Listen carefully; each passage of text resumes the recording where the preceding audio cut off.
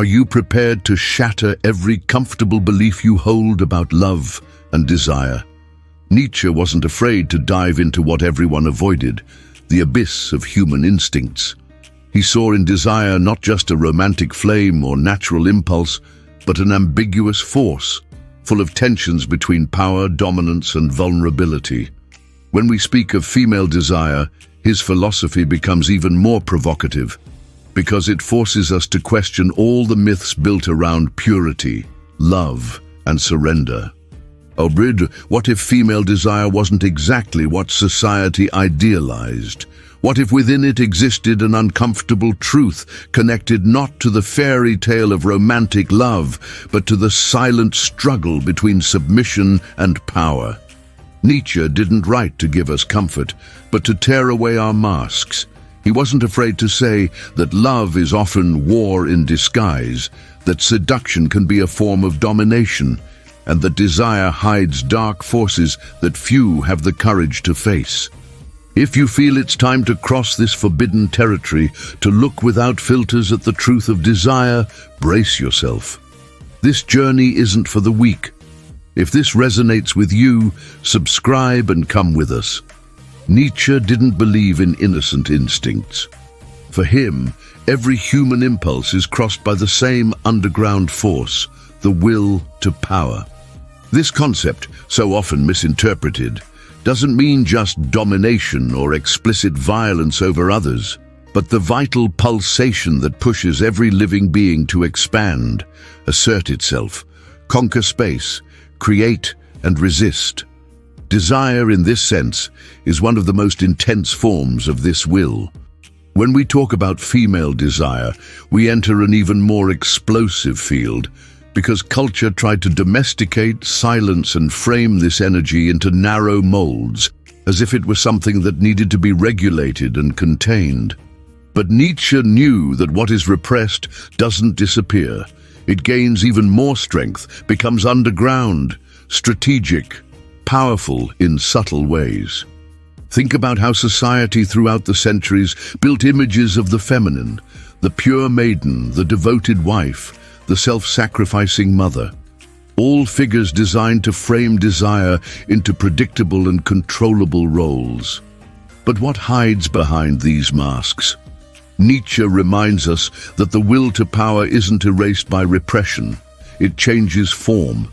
Female desire, then, isn't simple passivity or romantic surrender. It's also artifice, it's strategy. It's a way to conquer space in a world that tried to reduce women to the condition of objects. Passivity itself, when performed, can be a weapon, because whoever appears to submit might actually be silently conducting the relationship's dynamics. Nietzsche distrusted all idealizations. That's why, when he thought about desire, he saw in it an arena of forces, not a delicate story of soul union. In his view, desire is combat, it's risk, it's an attempt to impose one intensity over another.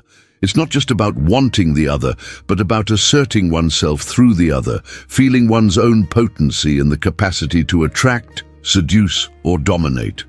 Female desire, far from being naive surrender, carries with it an even sharper game of forces. Because when society demands modesty and submission, any gesture of assertion becomes transgressive, and transgression always increases the intensity of power. Imagine an everyday scene. A woman who doesn't explicitly say what she wants, but conducts with glances, silences, gestures. Many would interpret this as fragility or indecision. Nietzsche, however, might see precisely the opposite. A sophisticated way of manifesting power, where subtlety surpasses direct imposition. In this game, whoever seems to yield often controls the rhythm.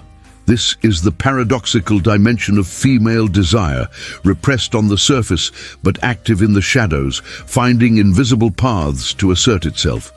Nietzsche said that life is essentially struggle, confrontation, constant overcoming. Desire doesn't escape this logic. On the contrary, it's perhaps one of the purest expressions of life as combat. If masculine desire often manifests in the explicit search for possession, The feminine, marked by centuries of containment, developed other weapons: dissimulation, mystery, the capacity to generate expectation.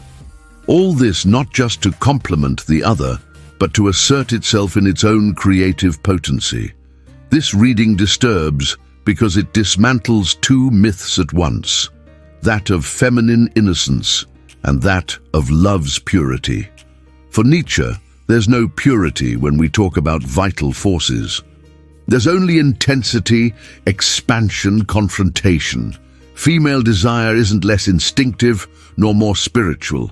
It's will to power that pulses as much as in any other body, but one that was forced to find gaps and shortcuts. That's why often its force appears in an even more transformative way, because it's not limited to the explicit. But why do we resist so much accepting this vision? Perhaps because it destroys the comfortable fantasy that love and desire make us better, nobler, more elevated. Nietzsche said we believe in ideals to avoid facing reality's harshness.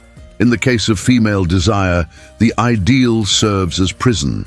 It transforms women into symbols of purity or devotion, denying them the truth of their instinctive force. And it's precisely this denial that gives desire an even more dangerous and fascinating character. The will to power doesn't apologize, doesn't bow to moral conventions. It simply acts, asserts itself. Desire, when seen by Nietzsche, isn't a delicate flower, but an underground fire that burns silently until it finds a way to explode. In the feminine, this explosion can come in the form of enchantment, seduction, manipulation, or even refusal. In any of these forms, what manifests is the same essence: life wanting to assert itself against all attempts to suffocate it. It's uncomfortable to think this way, because it dismantles the romantic narratives we grew up with. But Nietzsche never worried about comforting us. His mission was to tear away veils. If desire is will to power, then it's not innocent, it's not pure, it's not just a search for union, it's force in movement, trying to expand. And when it comes to female desire, what we see is the story of a force that was repressed but never destroyed. A force that found invisible ways to assert itself, and that, precisely for this reason, carries a power that few have the courage to recognize. Thus, the first step to understanding the uncomfortable truth of female desire is to abandon the illusions of purity and passive surrender. What exists there is will to power, pulsing in silence, waiting for the moment to assert itself. And this truth, though uncomfortable, is also liberating. Because when we see desire without veils, we can finally understand its transformative potency and perceive that, in its essence, it's not prison, but flame. Nietzsche said that love is often the most refined of lies. This statement sounds cruel to ears, accustomed to seeing in love the promise of fullness, purity, and communion. But it's precisely there that his philosophy cuts deep. He reminds us that behind sweet declarations and delicate gestures exists most of the time a game of forces and interests, a battle disguised as harmony. And when we talk about female desire, this deconstruction becomes even more provocative, because the myth of romantic love was built largely upon the body and image of woman. Think about how society shaped feminine expectations. From early on, woman was taught to believe that her maximum realization would be in being loved, that her identity would be completed by a man's gaze, that her virtue would be in being chosen, valued, and recognized as muse, wife, ideal lover. Romantic love, in this scenario, appears as a stage where woman must perform. But Nietzsche would ask, who built this stage, and whom does this performance serve? For him, every idealization is suspect. When culture invents an ideal of pure, elevated, and sublime love, it's not describing reality, but creating an artifice to hide something more instinctive and chaotic: the will to power.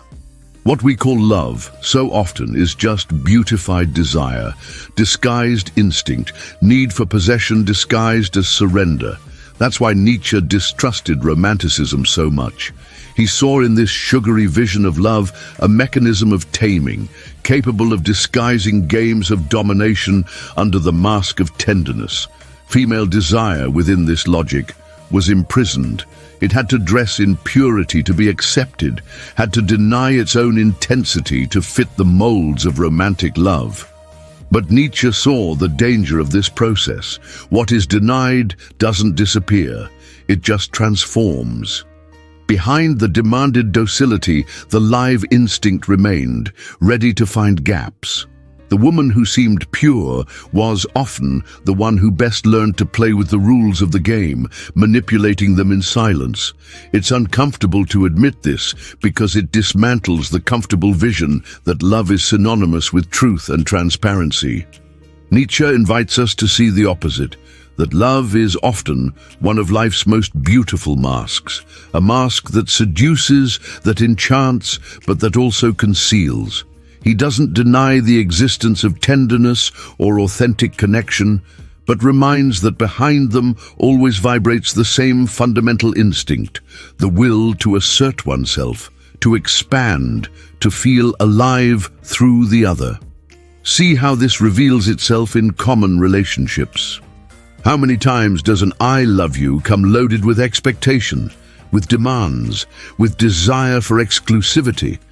How many times does love require renunciation, sacrifice, or submission? Where's the purity there? Nietzsche would say we're facing a contract of forces, not a free surrender.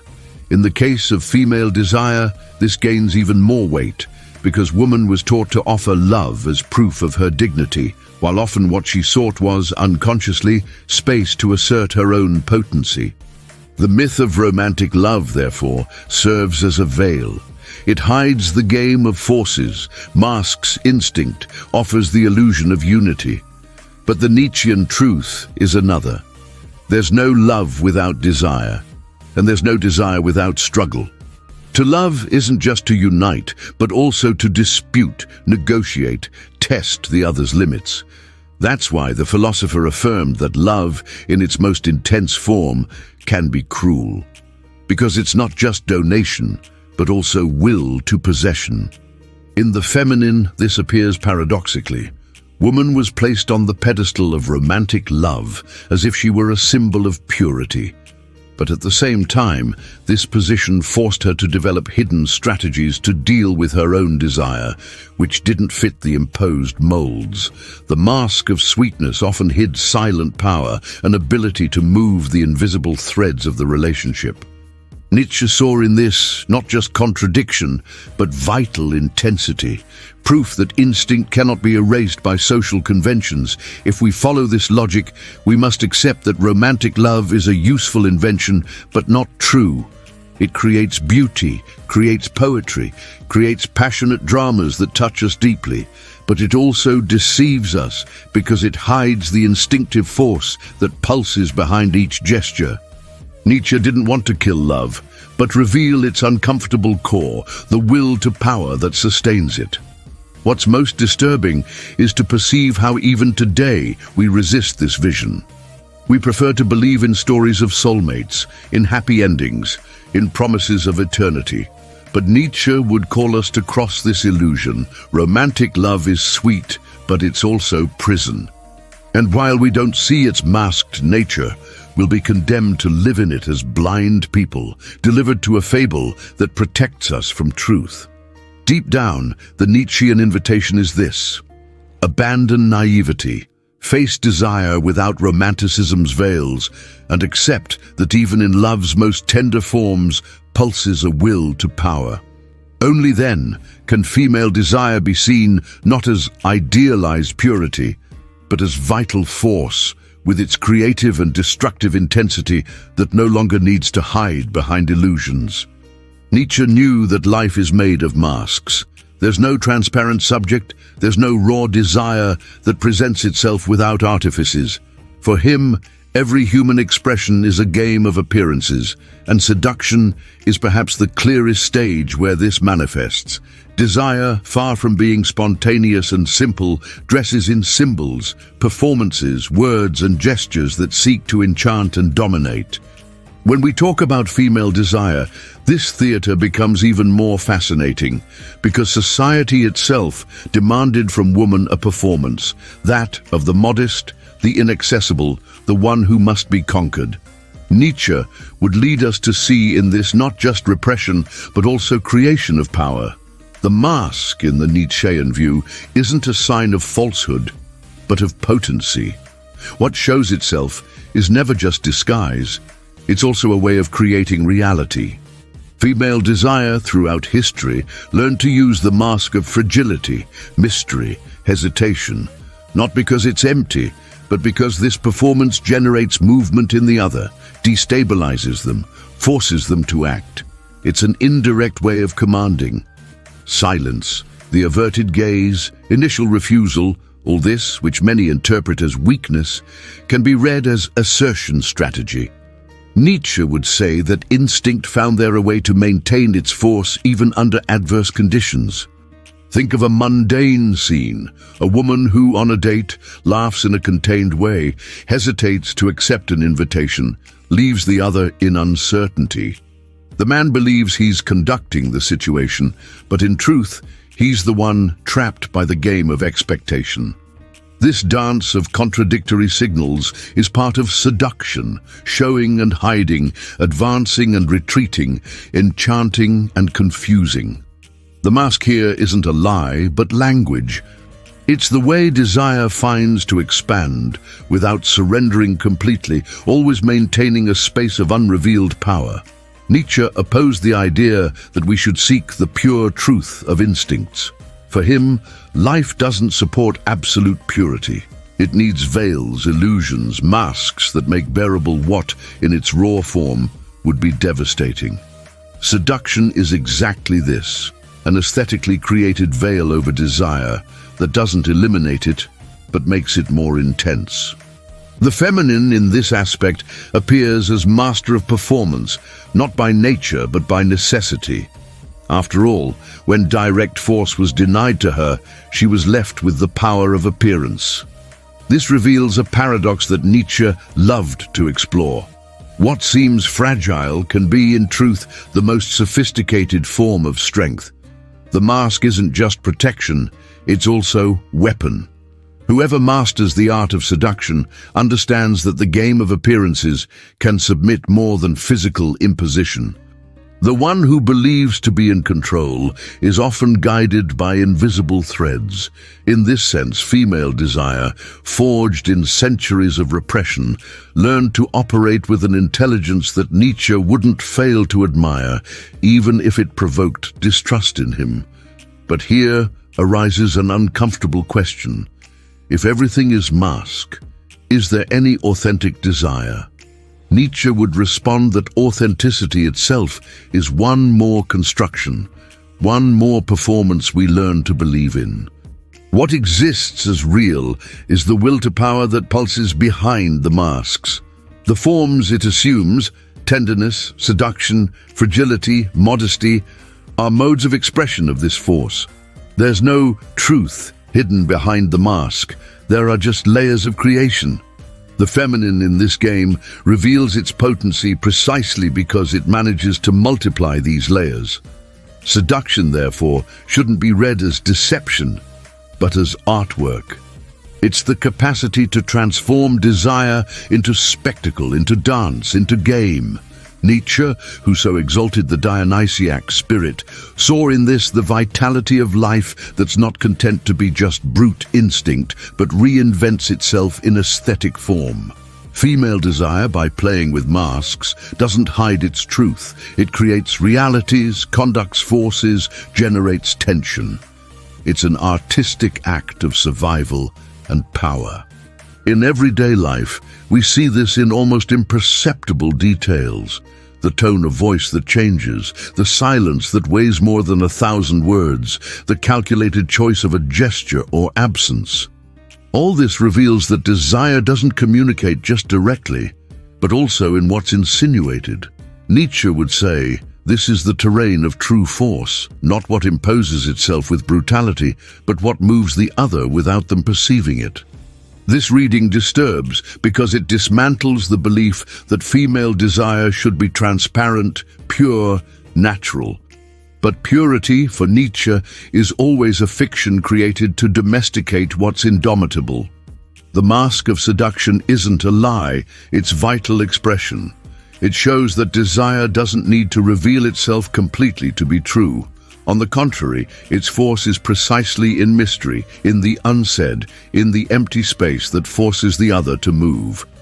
In the end, the game of seduction is the field where Nietzsche's philosophy finds its living proof. Life doesn't seek naked truths, but intensities.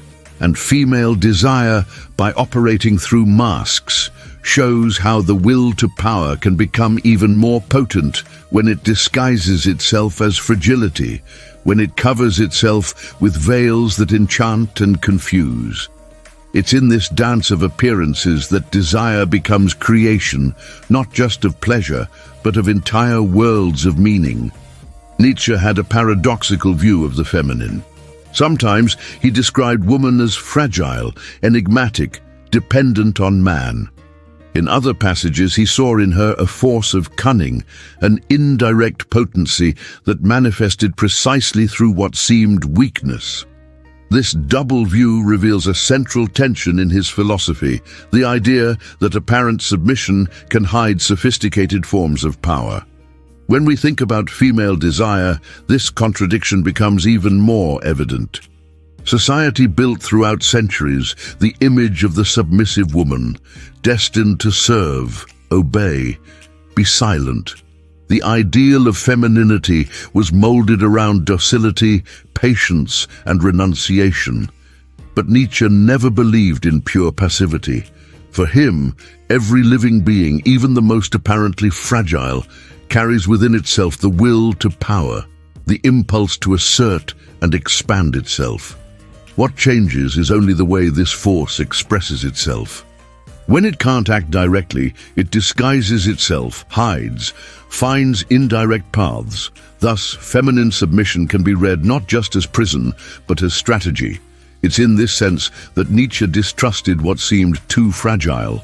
The fragile, for him, often hides invisible weapons. The woman who appears modest might be silently conducting the relationship. The wife who shows herself devoted might dominate her husband through her emotional dependence. The lover who feigns hesitation might actually be controlling desire's rhythm. These indirect forms of power escape superficial readings. And perhaps that's why Nietzsche sometimes distrusted, sometimes admired this hidden power of the feminine, because it demonstrated that the will to power never erases itself, even under repression. If we think of everyday examples, it's easy to perceive this dynamic. The mother who appears to only sacrifice herself for her children, but who, in this act, profoundly shapes their personalities. The woman who accepts silence at the dinner table, but who, in her silences, creates an atmosphere of guilt or expectation that weighs on everyone. Female desire, forced to hide for centuries, developed a silent, indirect, but extremely effective language. Nietzsche might see there not a defeat, but a triumph of life, which always finds ways to assert itself, even when suffocated. This hidden power, however, is uncomfortable. It destroys the fantasy that the submissive woman is just a victim. Of course, Nietzsche wouldn't deny the historical injustices and violence against the feminine, but he would provoke us to see also the other face, the force of those who, even under conditions of oppression, find ways to act. This isn't romanticization of submission, but recognition that the will to power doesn't disappear in any body. Female desire, in this sense, can be read as underground potency, hidden under masks of obedience, but capable of moving entire structures. Nietzsche would say that life is intelligent in its cruelty. When an instinct is blocked, It transforms, finds other channels, other modes of asserting itself. Female desire, contained for centuries of religious morality and social rules, found in cunning, fertile terrain. Woman learned to use her own image of submission as weapon. By showing herself dependent, she often made the other dependent on her. By feigning fragility, she forced the other to act for her. What seemed like loss was, in some cases, refined form of dominion. This paradox reveals something essential. Power isn't just what imposes itself with brute force. There are subtle, underground, silent powers that shape more profoundly than open violence. Female desire, read by Nietzsche, could be seen as this type of power, hidden but intense.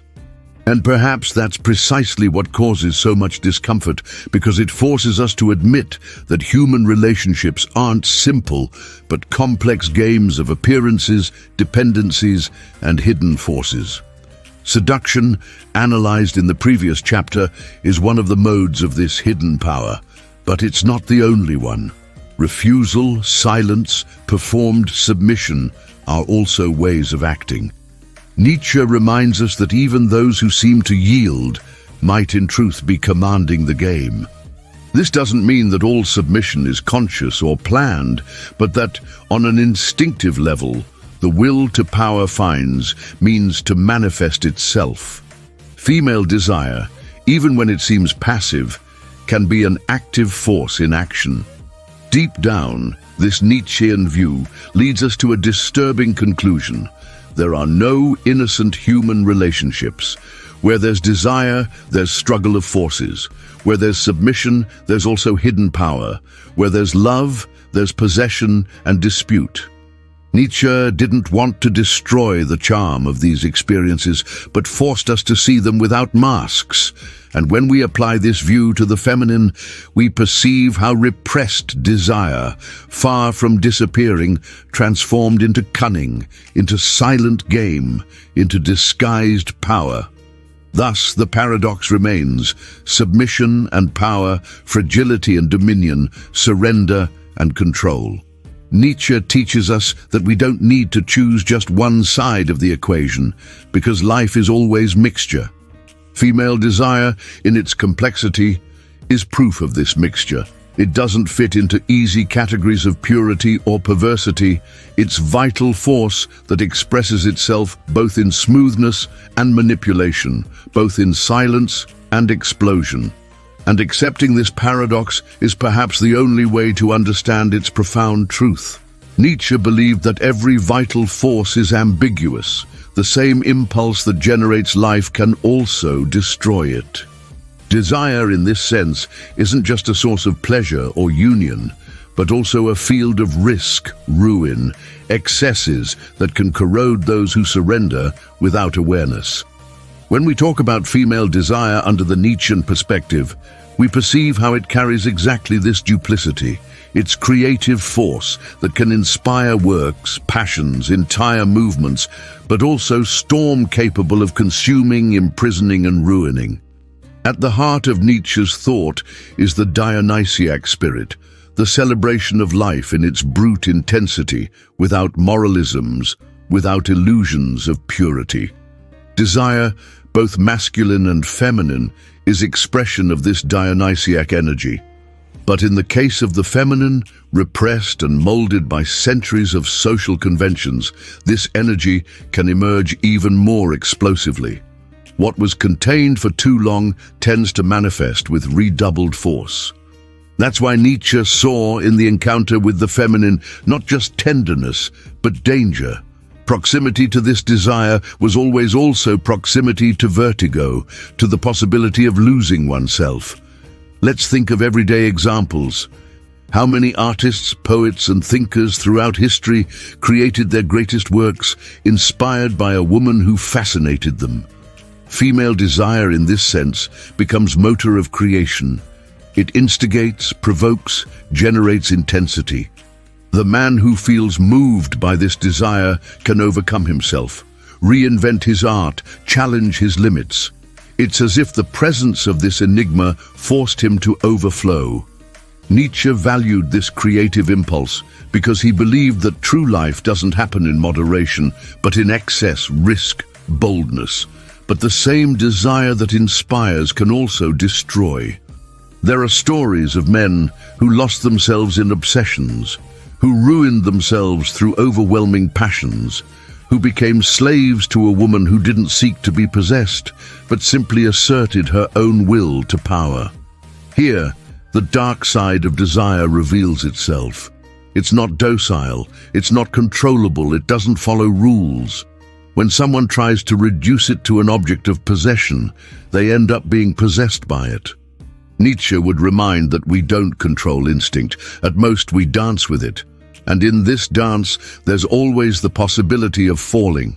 This ambiguity is essential to understand female desire. It shouldn't be idealized as pure source of life, nor demonized as destructive force. It's both. It creates and destroys because it's pure vitality, and life is never just construction. There's always also rupture, pain, chaos. Nietzsche called us to accept this harshness, not to seek comfortable illusions. Desire can elevate or ruin, and perhaps its greatness lies precisely in this risk. In the feminine, this risk gains a particular dimension. As we've seen for centuries, woman's desire was domesticated, silenced, framed in moral molds. When it erupts, it doesn't limit itself to reproducing masculine desire, but brings with it the force of everything that was repressed. It's desire that transgresses, that challenges norms, that threatens entire social structures. And for that very reason, it's so fascinating. Nietzsche, who despised repressive morality, saw in this overflow a kind of triumph of life over conventions. But we can't ignore the other side. Desire also destroys illusions. It unmasks the idea of eternal love, dismantles promises of absolute fidelity, shows that we're moved by instincts that don't fit romantic narratives. Many can't bear this shock and try to repress the uncomfortable truth again. Nietzsche would say that whoever does this is weak, incapable of bearing reality's weight. The strong is the one who faces desire in its double face, who recognizes both its capacity to create and its power to ruin. This acceptance is transformative. Instead of seeing female desire as threat or idealized purity, we can see it as vital force in all its ambivalence. It can inspire, generate beauty, art, intensity. But it can also destroy certainties, corrode securities, undo identities. And this isn't a defect, but part of its greatness. Life that doesn't destroy never truly creates. What doesn't threaten to collapse also isn't capable of renewing. Nietzsche invites us to abandon fear of this ambiguity. Desire in its essence is dangerous, and it's precisely for this reason that it's beautiful. In the feminine, it shows itself as double flame, light that illuminates and fire that consumes.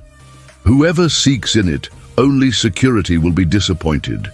Whoever faces it as risk, however, can discover a more intense way of living. Thus, female desire shouldn't be reduced to idealizations. It's creation and destruction, inspiration and ruin, ecstasy and vertigo. Accepting this truth is accepting life itself in its most profound form. And Nietzsche reminds us, only those who dare walk on the edge of the abyss can truly know the wind's force. Nietzsche didn't write so we would passively accept life's conventions.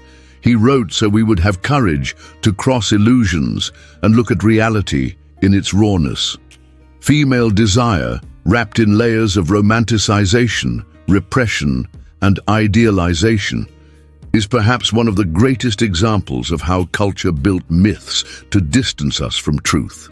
At the end of this journey, what remains is the question, is it possible to live desire without the prisons of illusions? The myths surrounding the feminine are numerous. There's the myth of purity, which places woman as guardian of morality, denying her the freedom of her own instincts. There's the myth of fragility, which disguises her vital force under an appearance of submission.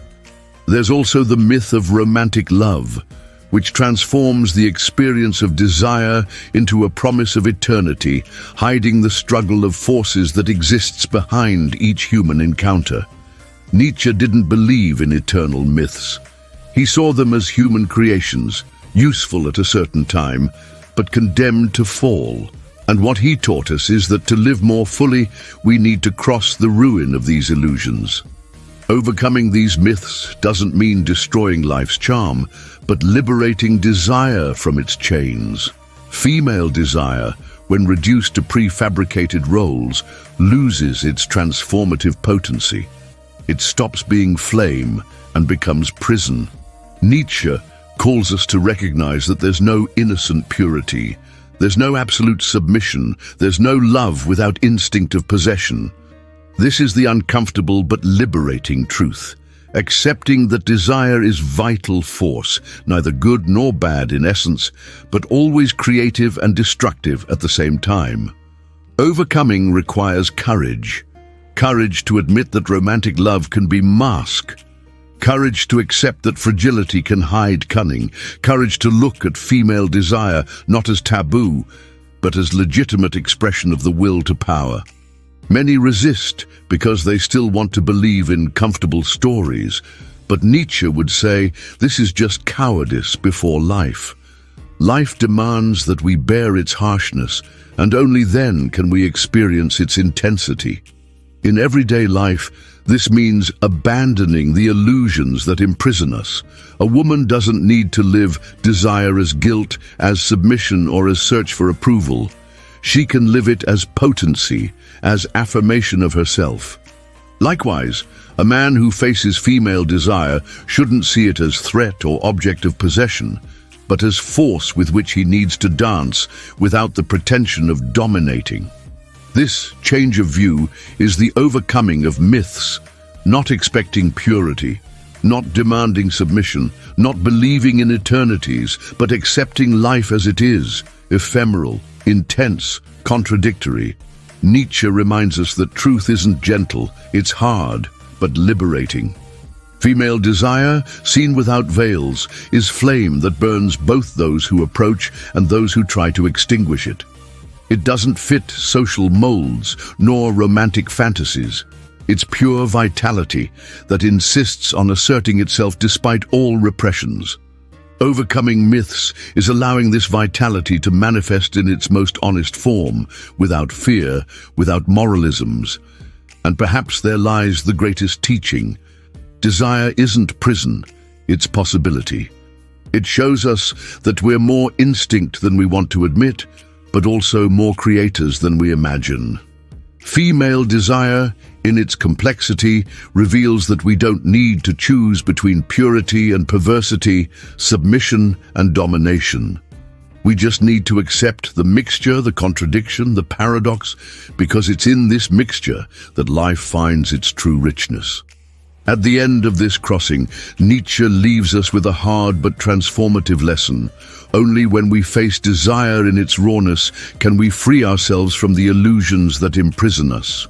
Only then can we live without imposed masks, just with those we create for ourselves, as artworks of existence. Female desire thus isn't myth to be venerated nor taboo to be feared, but flame to be recognized, dangerous, fascinating, uncontrollable. And the question that remains is inevitable. Do we have courage to abandon the stories that comfort us and face desire as it really is? Or do we prefer to remain prisoners to myths that prevent us from living fully? We've reached the end of this journey with Nietzsche, crossing veils, illusions, and masks that surround female desire. We've learned that romantic love can be prison, that fragility can hide power, that seduction is art, and that desire is always ambiguous, capable of creating and destroying. We've seen that there's no innocent purity nor absolute submission, but only will to power seeking to assert itself in each gesture, in each glance, in each silence. And now I return the question to you. What was the myth about desire and love that most imprisoned you until today? Share in the comments which city you're watching from, like this video, and subscribe to the channel so this philosophical community grows even more. Thank you for walking with us this far. This reflection only makes sense because you also dare to face the truths that almost no one accepts.